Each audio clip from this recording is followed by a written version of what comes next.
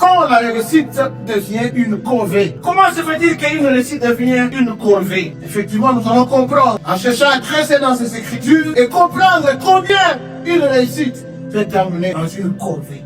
Je ne veux pas dire à quelqu'un que c'est déjà trop tard. Non, au moment où tu vas crier secours à Dieu, sache que tu n'es pas encore, tu es encore dans le temps. Alléluia.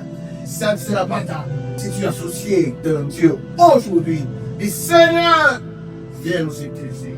Ne t'inquiète-tu pas de ce que nous périssons, Seigneur. Je préfère ça. Que le Seigneur puisse s'inquiéter pour toi. Seigneur, inquiète-toi de ce que nous sommes en train de bénir. Inquiète-toi, Seigneur, de ce qu'on est en train de nous expulser déjà. Inquiète-toi, Seigneur, puisque jusque-là, les documents ne sont pas encore sortis. Seigneur, inquiète-toi de mon sort. Inquiète-toi de ma maternité. Inquiète-toi, Seigneur, de mes projets. Inquiète-toi, Seigneur. Arrête de mettre sous ton dos un jour qui va peser sur toi et t'écraser. Prends ton jour pesant, dépose ça au dos du maître. Il a pris la croix pour toi. Il a pris cette croix, il a mis sur son dos. C'est là qu'il a mis tout le poids. Le poids de tes soucis au dos du maître. Le poids de tes pleurs, tu ne vois rien. Sans issue, tout est noir. Les tableaux sombres devant tes yeux. Prends cela, dépose au dos de Jésus-Christ. Nous n'avons plus besoin de marcher avec les soucis. On commence à faire des crises cardiaques. On commence à faire des crises d'estomac. Maintenant que nous autres, nous dormons, il y a certaines personnes dans les dorment pas à cause des soucis. Ce n'est pas trop tard. Les gens qui cherchent à gagner leur vie, mais vous regardez la manière dont ils cherchent à gagner leur vie, mais c'est quoi ça? Et vous allez dire que le Seigneur est avec vous dans ça. Ceux-là qui se confient à l'Éternel, le Seigneur les aide calmement. Là où les autres ont transpiré, ils ont fait des ruines blanches pour chercher un pain. Toi, tu te réveilles le matin, le pain là. C'est ce qu'il a fait pour bien te dire. Il a fait voir que ce pain là, au lieu de le chercher dans la même dont tu l'as cherché, avec moi, tu peux l'avoir de cette façon.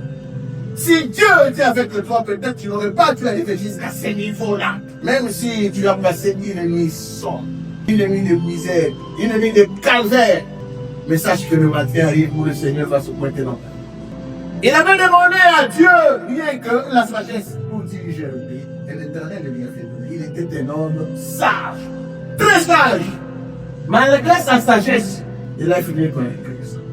C'est qu'il a compris qu'une réussite, une bonne réussite, doit être accompagnée avec, lorsque nous concevons nos projets, nous les concevons seulement avec le Seigneur. C'est ça la grande question. Tu vas te poser comment? Ça ne marche pas dans mon mariage, ça ne marche pas dans mes projets, ça ne marche pas dans mes affaires, ça ne marche pas dans mes études, ça ne marche pas. Est-ce que lorsque tu as commencé, tu as associé Dieu? Il ne te dit pas de changer de projet, non, reste là. C'est un bon projet. Le problème, c'est quoi? Tu l'as conçu seul. Avec qui commencez-vous vos projets? Avec qui commencez-vous vos entreprises? Avec qui vous faites chemin? Il y a des gens qui ont une forte opinion de demain. Ils se croient tellement avec quelqu'un de mon niveau. C'est la bonne facture. La haute facture par rapport à ton diplôme était assurément la réussite. Vous voulez vous démarquer dans vos projets? Associez le Seigneur. Même là où vous travaillez, on ne vous voit pas, on ne vous considère pas. Associez le Seigneur. On va vous chercher. Une bonne référence, c'est quand on a le Seigneur. Si c'est le Seigneur qui t'a référé, ça finira par aller.